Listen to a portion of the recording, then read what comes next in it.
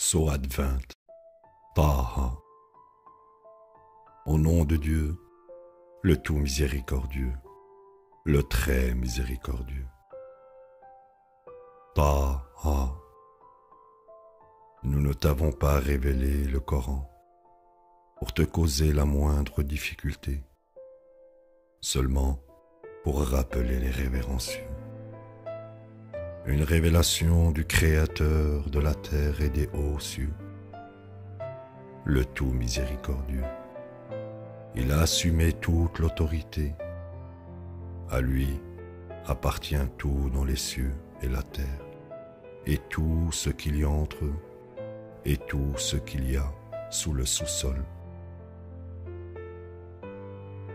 Que tu déclares tes convictions ou pas, il connaît le secret et ce qui est encore plus caché. Dieu, il n'y a aucun autre Dieu en plus de lui. À lui appartiennent les plus beaux noms. As-tu relevé l'histoire de Moïse? Quand il vit un feu, il dit à sa famille, « Restez ici, j'ai vu un feu. Peut-être que je peux vous en apporter ou trouver quelque guidance auprès du feu. » Quand il y arriva, il fut appelé, « Ô Moïse, je suis ton Seigneur, enlève tes sandales, tu es dans la vallée sacrée de Tour. Je t'ai choisi, alors écoute ce qui est révélé. Je suis Dieu, il n'y a aucun autre Dieu à côté de moi. Tu m'adoreras moi seul et observeras les prières de contact pour te rappeler de moi. L'heure de la fin du monde est sûrement en train d'arriver. Je la garderai presque cachée, car chaque âme doit être payée pour ses œuvres. N'en sois pas détourné par ceux qui n'y croient pas, ceux qui poursuivent leurs propres opinions, pour que tu ne chutes pas. Qu'est-ce que ceci dans ta main droite, Moïse? Il dit, ceci est mon bâton. Je m'appuie dessus, regroupe mes moutons avec, et je l'utilise à d'autres fins. Il dit, jette-le, Moïse. Il le jeta, après quoi il se transforma en un serpent mouvant. Il dit, prends-le, n'aie pas peur, nous le ramènerons à son état d'origine. Et conserve ta main sous ton aile, elle en sortira blanche sans aucune imperfection. Une autre preuve. Nous te montrons ainsi quelques-uns de nos grands signes prodigieux. Va à Pharaon, car il a transgressé. Il dit, mon Seigneur, calme mon tempérament, et fais que cette affaire soit facile pour moi, et défais le nœud que j'ai à la langue, de sorte qu'il puisse comprendre mes paroles. Et désigne un assistant pour moi de ma famille, mon frère Aaron. Renforce-moi avec lui, qu'il soit mon partenaire dans cette affaire, pour que nous puissions te glorifier fréquemment et te commémorer fréquemment. Tu es celui qui nous voit. Il dit, ta requête est accordée, ô Moïse. Nous t'avons béni une autre fois, quand nous avons révélé à ta mère ce que nous avons révélé, disant, mets-le dans le coffret, puis jette-le dans la rivière. La rivière le rejettera sur la rive pour être pris par un de mes ennemis et un de ses ennemis. Je t'ai couvert d'amour de ma part et je t'ai fait sous mon œil attentif. Ta sœur a marché vers eux et a dit, je peux vous indiquer une mère allaiteuse qui peut prendre bien soin de lui. Nous t'avons ainsi retourné à ta mère pour qu'elle puisse être heureuse et qu'elle arrête de s'inquiéter. Et quand tu as tué une personne, nous t'avons sauvé des graves conséquences. En effet, nous t'avons testé intégralement. Tu es resté des années avec le peuple de Madian, et maintenant tu es revenu conformément à un plan précis. Je t'ai fait juste pour moi. Va avec ton frère, soutenu par mes signes, et ne vacillez pas en vous rappelant de moi. Allez à Pharaon, car il a transgressé. Parlez-lui gentiment. Il se peut qu'il prenne considération ou devienne révérencieux. Ils dirent, « Notre Seigneur, nous craignons qu'il nous attaque ou transgresse. » Il dit, « N'ayez pas peur, car je serai avec vous à l'écoute et je veillerai. » Allez à lui et dites, « Nous sommes deux messagers de ton Seigneur. Laisse les enfants d'Israël partir. Tu dois cesser de les persécuter. Nous apportons un signe de ton Seigneur, et la paix est le lot de ceux qui tiennent compte de la guidance. Nous avons été inspirés que le châtiment affligera inévitablement ceux qui mécroient et se détournent.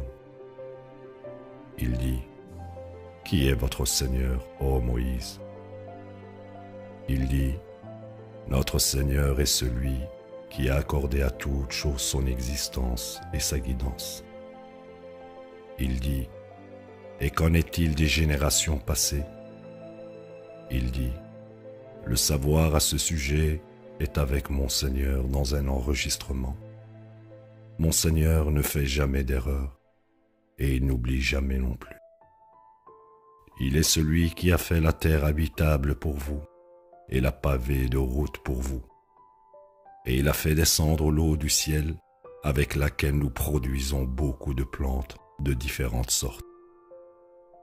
Mangez et élevez votre bétail. Ceux-ci sont des preuves suffisantes pour ceux qui possèdent de l'intelligence. D'elle, nous vous avons créé.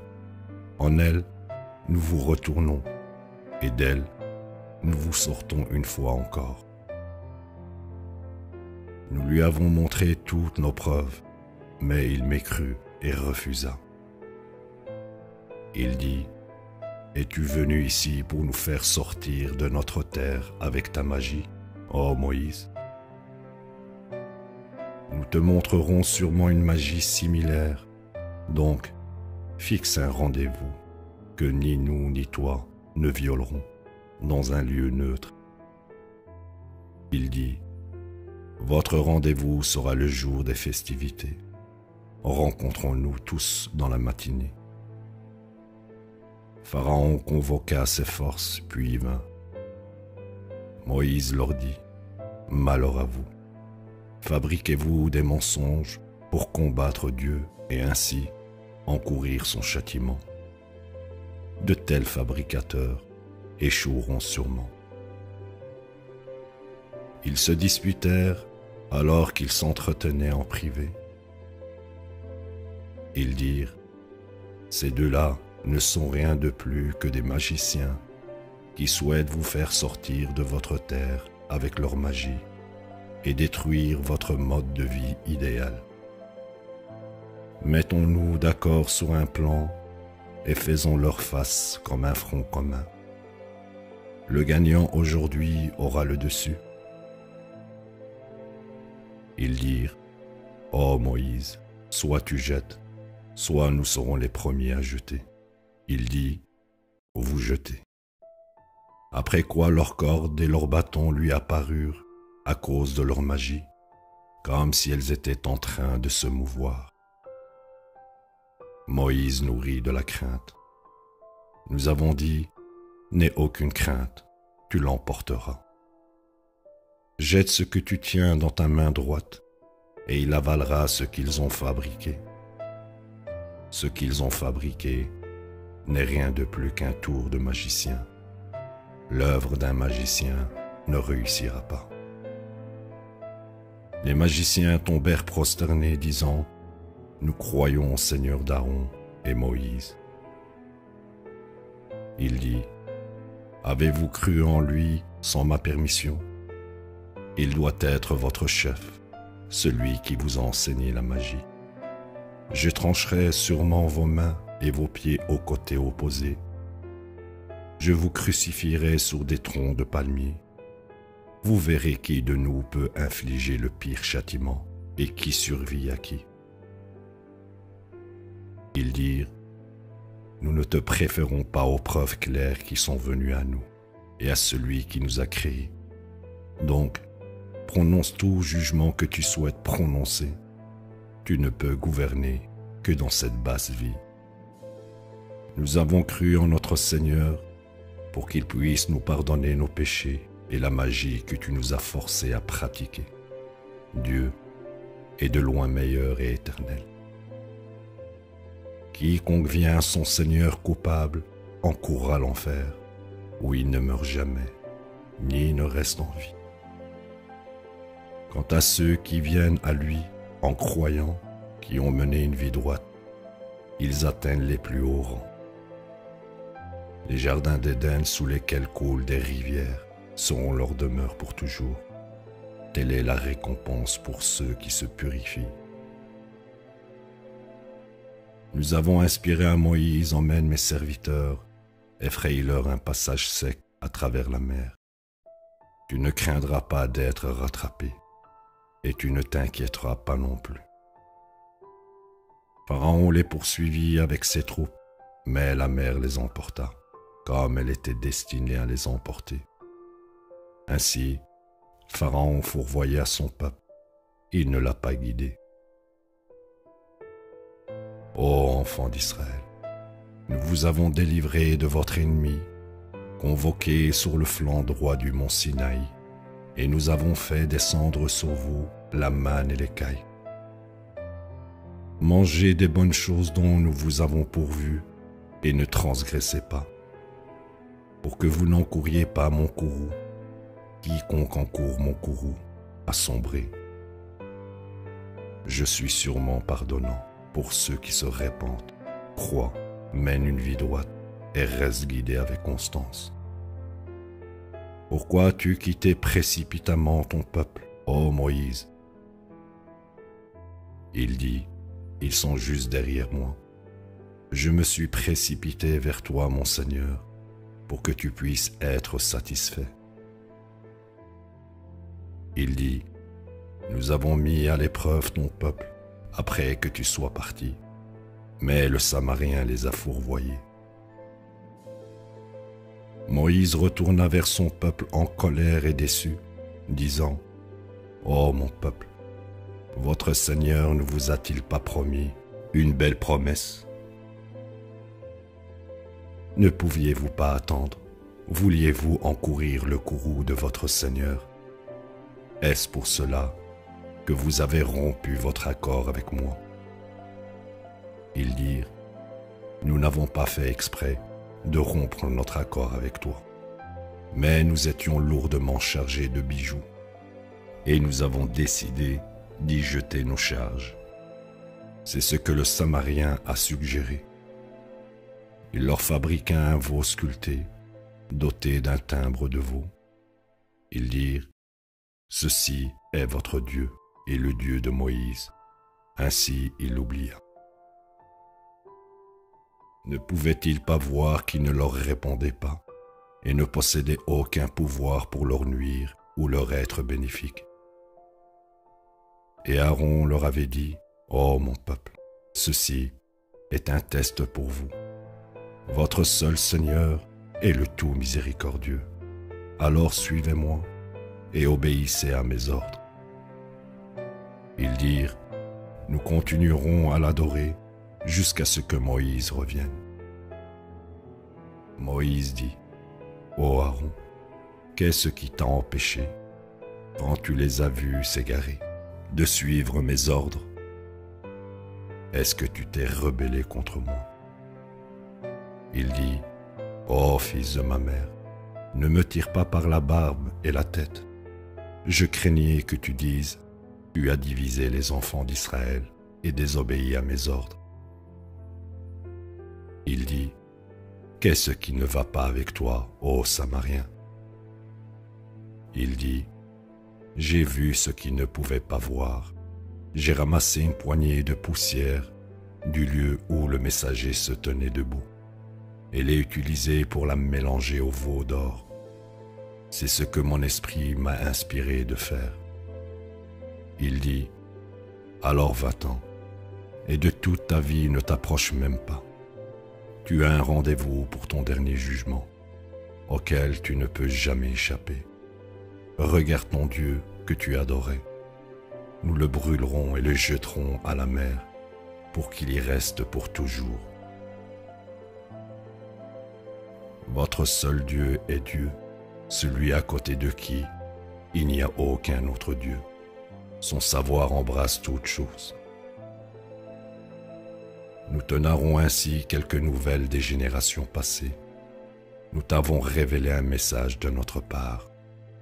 Ceux qui l'ignorent porteront une charge de péché au jour de la résurrection. Éternellement ils y demeurent. Quelle misérable charge au jour de la résurrection.